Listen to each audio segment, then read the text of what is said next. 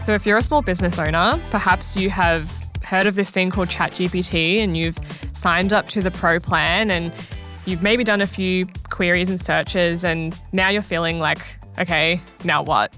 And you're not sure how to use this tool to the best of your ability and what other AI tools there are out there, what's worth the money, what's worth the time. We're going to go through all of that today. I have Adrian Smith here from Run Gopher. You've probably heard him on the podcast a couple of times with Glenn, and we're going to take it back to the very beginning. So we're going to go back to basics. We have a couple of points here about AI must-dos for any small business. Shall we get started? Hello, friend. Hello. Let's do it. Let's do it. Okay. AI must-dos, small business. Where do we start? I think we just need to start. I think my first point First of many? Yeah, is we just need to start, and we need to start somewhere. I think a lot of small business owners just don't know what's ahead. Yeah. AI is here, and it's coming, and it's moving fast, and it's very overwhelming, and we don't know where to start. Like SMS has been around for 30 years and some businesses are only just starting to use that. So businesses are slow to adapt. But we need to start. I think particularly small businesses as well, because it feels like the risk is a lot greater to be investing in these technologies that you may not feel confident that they're going to stick around or whatnot. So it's good to hear from you that they're staying. Yes. They're here. It's worth the investment. Yes. And it is overwhelming. So you need to start. You need to just get onto ChatGPT. It's the easiest. You can sign up for a free plan and just understand what AI is. Talk to it, type like it's a human, use the voice feature if you want and talk to it. And just understand that AI is just Google on steroids. Like where we used to go to Google and say, where is the best restaurant? We can still do that using AI. The way that it gets information and indexes that is slightly different. It's not paid, so it's not like in Google you used to be able to pay to be on page one, make sure the SEO is up to date or use paid ads and you appear there. That's not how AI works anymore. It's really about, is this information useful to the end user? Mm-hmm. Do you see that changing?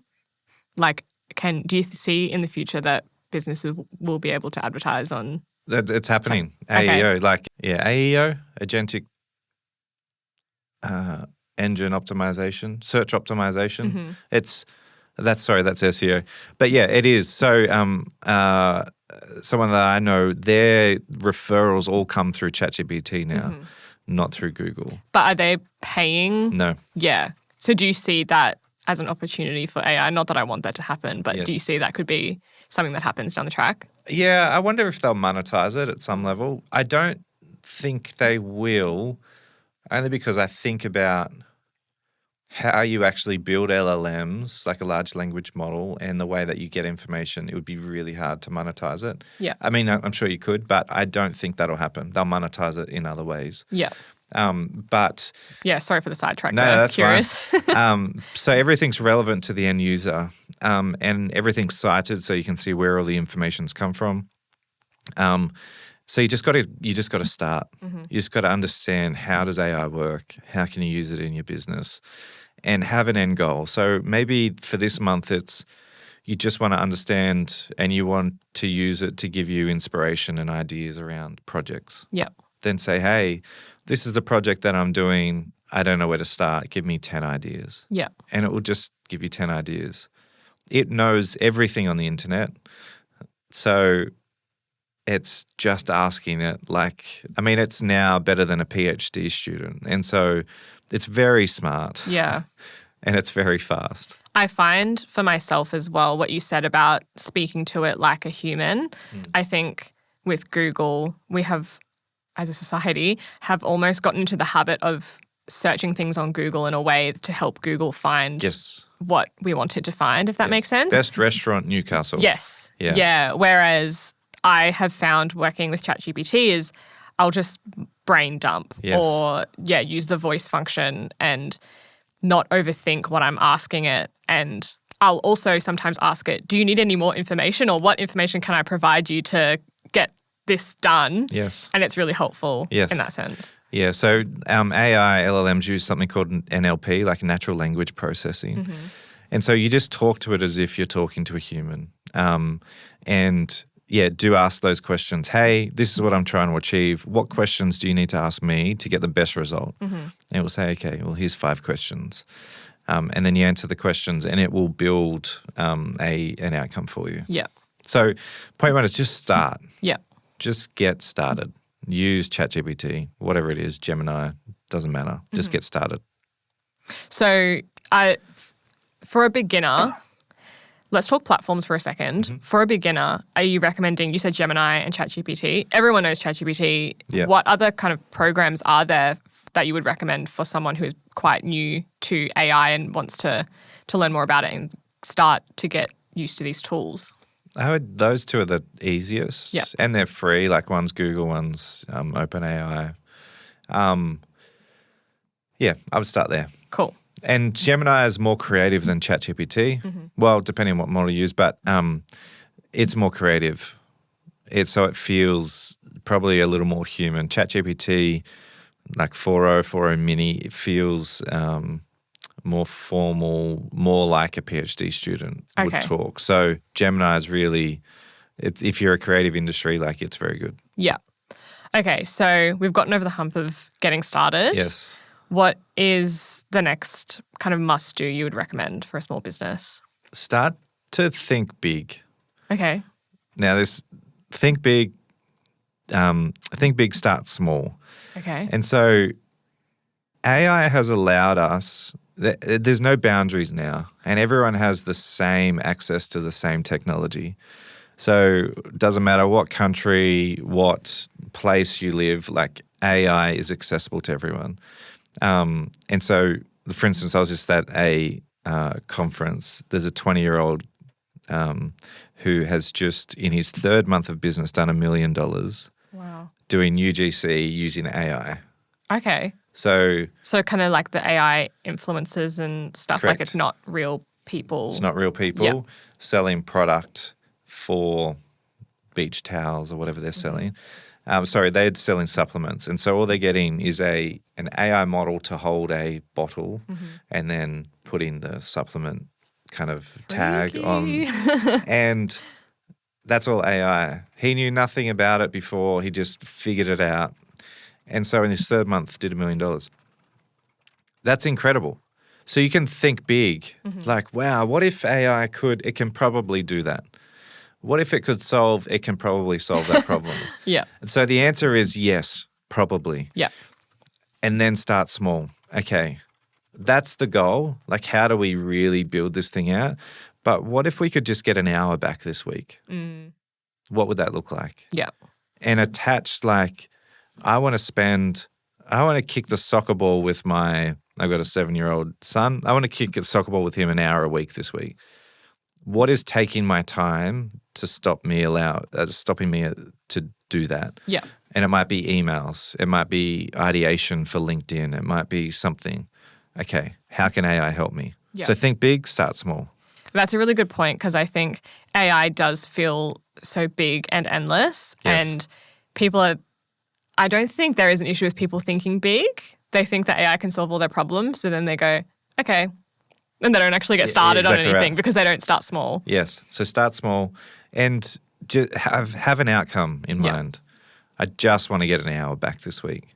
And then maybe next month I want to get 2 hours. And you start auditing your time and you understand, okay, well, I sink a lot of time into proposals, or I sink a lot of time into reading emails. Well, there's an app out there that can summarize your emails really quickly. Yeah. For me, I use something called Supernormal. I do a lot of video calls. Supernormal will listen to my call. It's on the call. It's like Fireflies, all these other kind of different ones. It'll listen. It'll create action points based on who said what, summarize the call, and then at the end of the meeting, once we all hit end, it sends that to everyone automatically. And so now I don't have to sit there after a meeting, itemizing action points and typing it out. Yeah. So I've saved 30 minutes before the call and 30 minutes after. That's one of the biggest bottlenecks at the moment in my business. And I use, I can't remember what it's called, but another meeting note taker. Yeah. And that's not great. Yeah. So actually I'll look into that because at the moment I'm still getting the summary, but it's not providing the right action points. Yeah. And I'm still having to, it's saving me a little bit of time because it has the summary, but I'm still having to work out what those action points were and send those out manually. And yeah. Yeah, it's really good. And if you have recurring meetings, especially really good with teams. So every day at 2:00 we have a team meeting and it says, okay, based on yesterday's meeting, Adrian said he would do this. Mm-hmm. And so it creates action items and follow-ups. Yeah. And so that works really well as work. Yeah, that word. And you can link it to Slack as well so that all of those action points can get pushed to a Slack channel. That's where as a small business you start, okay, well, time is our biggest thing. We just don't have enough time. Yep. You start using AI for these small things and they do add up to saving you a significant amount of time. Yeah. It sounds like time is a big barrier for small businesses, but that also, I guess, links to your team and hiring and scaling. Yes. Let's touch on that for a minute. Let's go to a quick break and then we'll come back and let's talk about hiring versus AI. Okay. If you're after personal financial advice, don't get it from a podcast. But if you want guidance tailored to your situation, head to moneypodcast.com.au and click Get Help. We'll connect you with one of our trusted professionals, financial advisors and mortgage brokers, who work with people right across Australia. No matter where you are, they can help. Now, before we get back to the show, a quick reminder to protect your financial life. That means having income protection sorted. It means having death cover if there's any debt or dependents relying on you. It means getting your personal insurance in order. Most people insure their car, they insure their house, but what about themselves? Sky Wealth, who support this podcast, are specialist financial advisors who can help you get the right cover in place. Their advice is often more comprehensive and better value than going direct through your super. Book a complimentary 15-minute chat at sky.com.au. That's skye.com.au. And they'll point you in the right direction.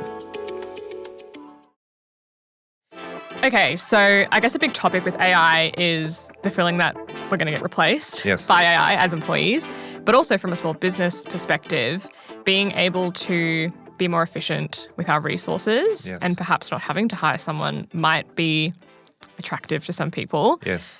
What's your position on hiring versus AI? Where can we use AI instead of hiring? Should we be doing that? Yeah. What are your thoughts? Yeah. It's a good question because most people in small business, especially when they think about hiring, they hire to solve a problem. Mm-hmm. So, an example, I run a service business or whatever it is, and the phones don't stop ringing, and it takes me. Let's talk about a tradie. Okay. I install air conditioning, and I'm up in a roof trying to install air, and my mobile keeps ringing. Yeah. So what do? The more I answer the phone, the longer this job's going to take.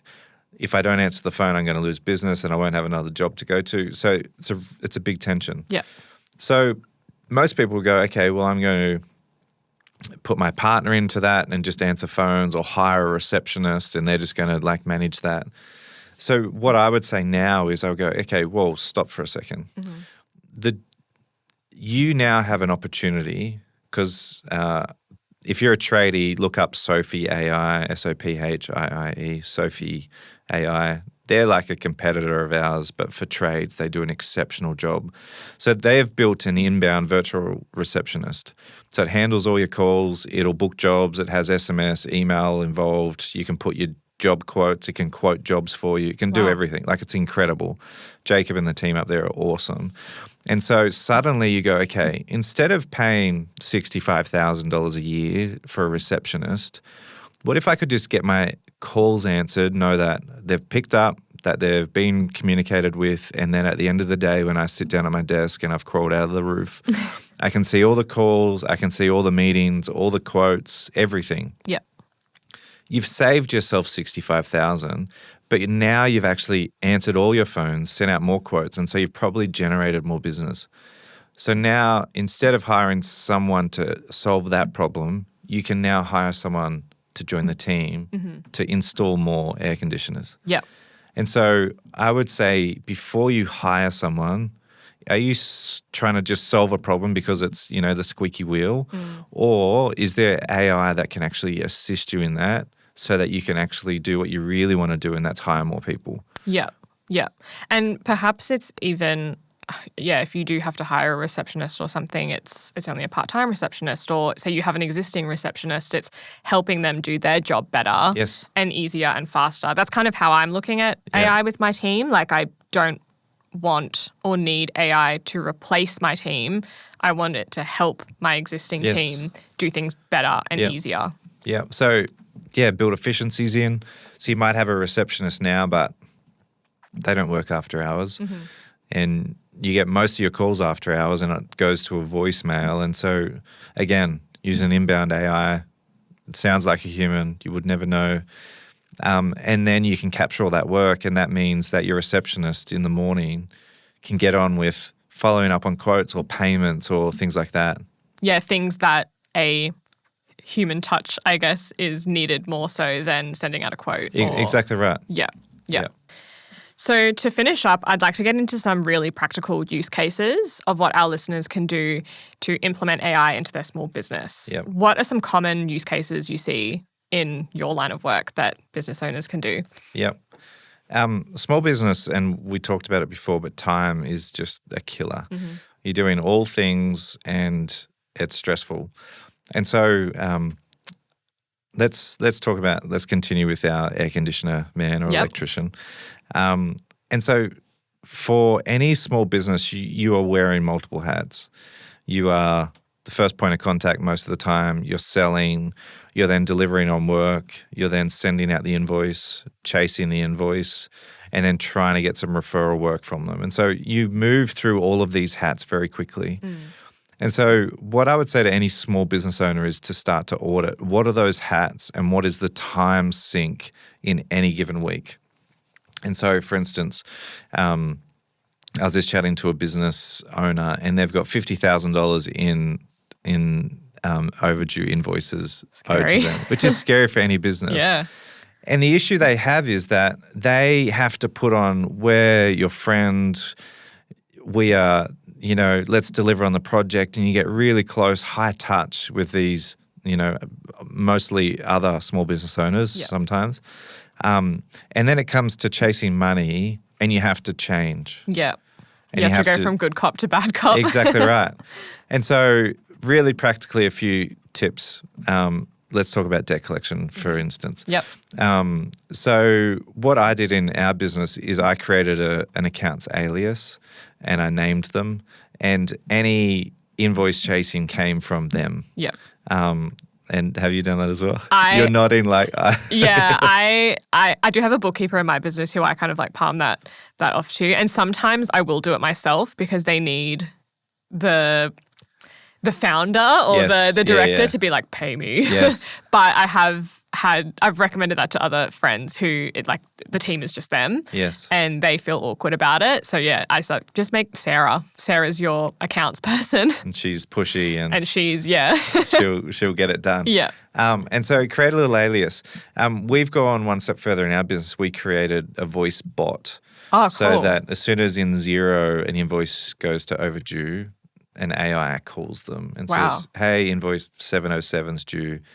And so you can now separate like these two big hats that you got to wear, debt collection with, execution of the work. Then the other one would be, okay, you are doing all things, lead generation, you're trying to manage all of your time, all of these things. And so I would start to think about, okay, what are the other hats in my business? And so you think about lead gen. Where AI is really good is ideation for that stuff, because you got to think, okay, well, if you're an electrician, there are so many electricians out there. How do you differentiate yourself? And so you can just say, hey, I'm an electrician. kind of scrape the internet, find out what ads other people are doing or how others are getting business, and give me some ideas on that. Yeah. And so now you're not just, going from one job to another, hoping that there's another job after that, but you can start to think about, okay, here's some really simple ideas, and everyone's going to say magnets. Leave a magnet, so we send that out, or do a letterbox drop, or build relationships with real estate agents so that you've got all this work with project management. Hey, it's Glenn here. I'm in the room while they're recording. We did some recording I the was other literally day. just thinking that. Tell him the context of it, though. So we were doing a recording of yesterday of What was this of? how to get your first 10 clients without ads. And verbatim, Glenn's like, magnets. Oh, no. Letterbox drop. I didn't say magnets. I said, if you're getting started as a tradie, there is no harm if you're quoting a set of downlights on a street and you're there. Oh, yeah. Drop 10 cards in 5, 10 different houses and go, I'm in the area working. You might snag a client. Yes. That's all. But if it I'm a doesn't boomer, work, though. Yeah. if it doesn't work, then we can use AI. No, and I think the point is, though, okay, let's dive into fridge magnets. Because everyone's going to say, I'm an electrician, call me if you need me. But what if there was something more quirky on that fridge magnet? Yeah. Like what is it that sticks in someone's mind that says, okay, well, instead of the friend, like it's a better design, it says something, like it's more catchy. This is a very diplomatic response. It's a very diplomatic response. But I must say, Alex Hormozi, he's just about to release his next book, and this is he sent out fridge magnets to everyone that had bought a book previously. Okay. As my event. And so that's really cool because in an industry that typically doesn't do fridge magnets, he's suddenly going, oh, there's a reminder on my fridge of this incredible event that's coming up. Yeah. And so I would say fridge magnets aren't bad, but if that is the sole thing that you are relying on as an electrician for go-to business, A, they're costly, B, you got to make sure that they actually say something that makes people remember you. Yeah. Because if I deliver a fridge magnet and my competitor delivers a fridge magnet, why would they keep mine over someone else's? Yeah, that's a good distinction, is using AI to differentiate. The enemy here is not the fridge magnet, No. but we can use AI to help us differentiate our fridge magnet to a competitor's, or perhaps come up with a different idea that's not a fridge magnet. Yeah. Maybe it's has something to do with, maybe it's still a magnet, but it's a different, shape, or it has a different function or something. Well, when you get one that says Glenn James Electrical versus call me when the lights go out, just even that difference in branding to go, okay, another electrical, oh, the lights are out. Call me when the lights go out. Yeah. And there's a QR code that links to a page on 3 things to check before you call an electrician to save you $500. Yeah. And it's like, check your fuse box. So how do you, again, differentiate yourself from the competitor? Yeah. Fridge magnet is not the issue here. And for getting initial clients, I agree, they're a good start. But if 2 deliver in the same street in the same week, why are they going to call you? Yeah. And I think what's cool about AI as well is that you can go back and forth with it a little bit. Like chances are, depending on your prompt, it'll spit out some very generic kind of spiel of what you should put on your fridge magnet. But kind of work with it and be like, that sucked. Like, give me, I need this, I want you to change this about it, or that's too generic, like, let's get more specific or something. And then you can work on something that's like really nice and unique. I love that we just derailed into should we go get This is Business fridge magnets? It's our first 10 listeners. Yeah, we'll send the first 10 listeners a fridge magnet. So, okay, ideation as well. I think something else that we can use for AI, particularly in small business, is managing the day-to-day, like the operations. I'm asking selfishly because that's what I want to use AI for. Yeah. How can we use AI to streamline operations? You got to, it has to be a time audit. Like, Yep. where are you sinking all of your time? And again, this is the AI versus automation. Sometimes you just need better automation and you need a better system. So, like for you, use Asana. Is Asana the thing that is passive or active? And so, in any project, Asana is great because you put in things to it and it's a reminder of things I need to do versus can it prompt me on what is the best next 10 things to do to get to the outcome in a faster, more efficient way? So you're saying in this instance, Asana is a passive tool because we need to feed it the information in order for it to do its job. And it's static. Yeah. The columns stay where they stay. Yeah. The notes stay where they stay, and it's great. But I would say, okay, well, how do we then supercharge Asana? Yep. How do we make it like another employee? And so attach it to an LLM or ChatGPT and go, okay, based on this project, are we going to achieve the deadline in the time? If not, what are the bottlenecks in this project? Yeah. And it will read all the information and go, well, no, you won't achieve it because you're stuck on this. Or here are some bottlenecks that we see. Or based on other projects we've seen, this is a really difficult time and you've allowed 3 days when it should take 5. Yeah. But again, shit in, shit out. If you've got really shitty data, AI is not going to help you. It's just going to tell you rubbish. Yeah. So any system, there's a thing called Motion. You've probably seen it. Like it can manage your calendar. And so it can say, okay, well, I've got a project and it's going to take 2 hours. It'll shift your calendar around to get you to the outcome faster and the most efficient way to fill your days. Things like that are really helpful. But things like Asana, Monday.com, they do work management, whether it's Trello, you like all of those tools. Yeah. You got to think, how do I make it more active? How do I get it to talk to me rather than me just looking at a blank page? And Yeah. So it kind of sounds like AI is the foundations for us to use these tools better. yeah, And it brings data alive. Yeah. And is almost a bit of a user manual, I guess, of like, I have all these tools. How can I be using them better? How can I get these tools to talk to each other based on this issue that I'm trying to solve, this problem? But I think you're right. It comes down to what is the issue you're trying to solve? Yeah. Not like, let's just make my business better. Like, what does that mean? Like, you have to get quite specific with the issue you're trying to solve. Exactly right. Yeah. So as you were talking about, especially with the debt collection and like the AI agents and things and the fridge magnets, it just got me thinking about the time that would need to be spent managing these technologies and technology glitches. And I guess a common fear would be that an AI agent perhaps calls the wrong person and quotes the wrong quote or something like that. What is required from a maintenance perspective? Most of the time, it's not as much as you think. Okay. So, for instance, we do voice agents, like I've said.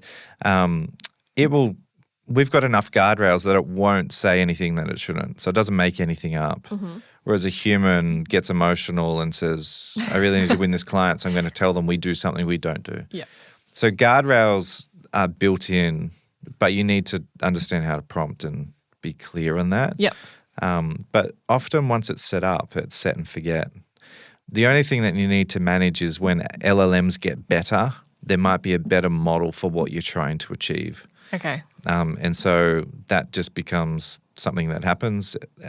The models get better over time.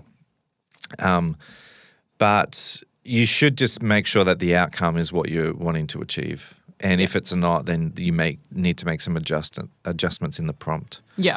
Okay. So it's less about the ongoing maintenance. It's more so keeping agile and understanding that these technologies are constantly evolving. Yeah. And this time next year, if not this time next month, there's probably going to be a better version of what you're using that can be faster, more efficient, perhaps cheaper to run. So just kind of staying on top of it. Yep. Yeah, cool. Okay, well, that was a really good wrap up for small businesses. We're all going to go away now and make fridge magnets using AI. Where can people find you? Yeah, rungopher.com or find me on LinkedIn, Adrian Smith. Perfect. If this episode has been helpful for you or you think it can be helpful for another small business owner, please send it over to them. You can find Adrian on LinkedIn. You can find me on Instagram at @ByKaylaMalss, and we'll see you in the next episode. Any advice is general financial advice only, which does not take into account your objectives, financial situation, or needs. Because of that, you should consider if the advice is appropriate to you and your needs before acting on the information. If you do choose to buy a financial product, read the Product Disclosure Statement, PDS, and Target Market Determination, TMD, and obtain appropriate financial advice tailored to your needs. Simo Interactive Pty Ltd, the publisher of this podcast, and Glenn James are authorised representatives of Money Sherpa Pty Ltd, which holds Financial Services Licence 451289. Opinions or comments from any guests on the podcast are theirs and not those of the host or the publisher or their respective license holders.